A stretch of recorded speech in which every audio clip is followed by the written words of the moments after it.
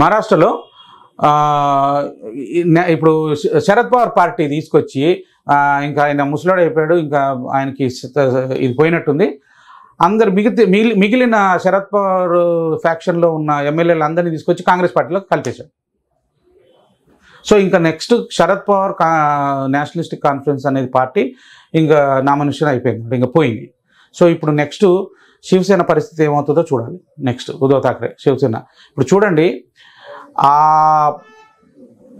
ఈ పుత్రమోహన్లో పొలిటీషియన్స్ వాళ్ళ యొక్క అస్తిత్వాన్ని కోల్పోతున్నారని చెప్పనంటే ఇదే ఒక నిదర్శనం.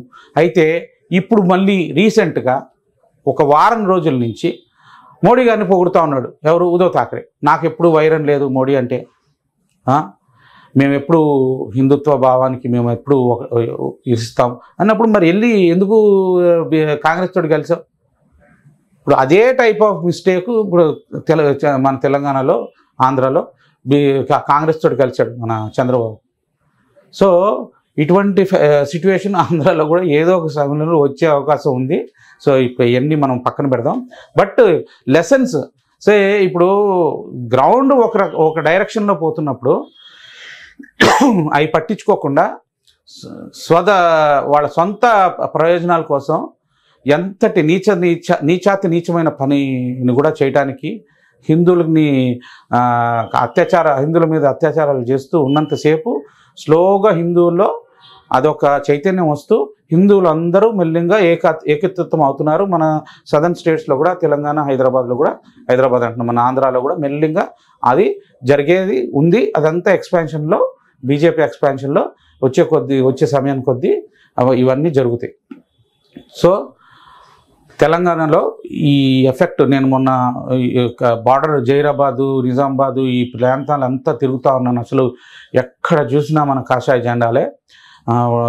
నిన్న శివాజీ పుట్టినరోజు అని అంటే ఎక్కడ చూడు పిల్లలు, చిన్న పిల్లలు అందరూ శివాజీ జెండాలు తీసుకొని ఎగురుతున్న ప్రతి స్ట్రీట్లో శివాజీ జెండాలు.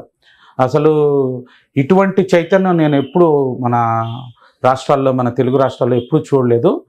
అసలు ఇదొక రెవల్యూషన్ లాగా ఉంది. సో 5 కోట్ల మంది బిఫోర్ ఎలక్షన్స్ రామ మందిరం విజిట్ చేస్తున్నారంట.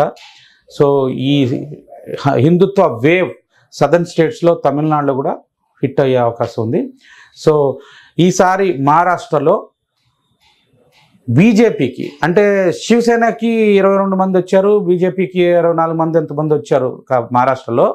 సో ఈసారి 24 కాకుండా ఇంకెక్కువ పోటీ చేస్తుంది కాబట్టి బీజేపీ స్ట్రెంత్ ఇంకో 10-15 పెరిగే అవకాశం ఉంది మహారాష్ట్రలో.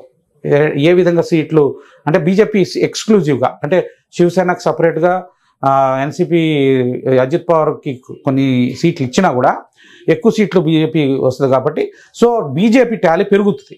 సో బీజేపీకి 303 నుంచి ఎట్లా పెరుగుతుంది అని చెప్పారంటే మహారాష్ట్ర నుంచి పెరిగే అవకాశం ఉంది ఎక్స్ట్రా సీట్స్. సో ఇట్లా మనం వేరే ఈచ్ రాష్ట్రాల్లో ఎలా ఉంటుంది అనేది మనం చేసుకుంటూ మొత్తం టాలీ తోటి ఒక సపరేట్ ఎపిసోడ్ చేద్దాం. జై హింద్.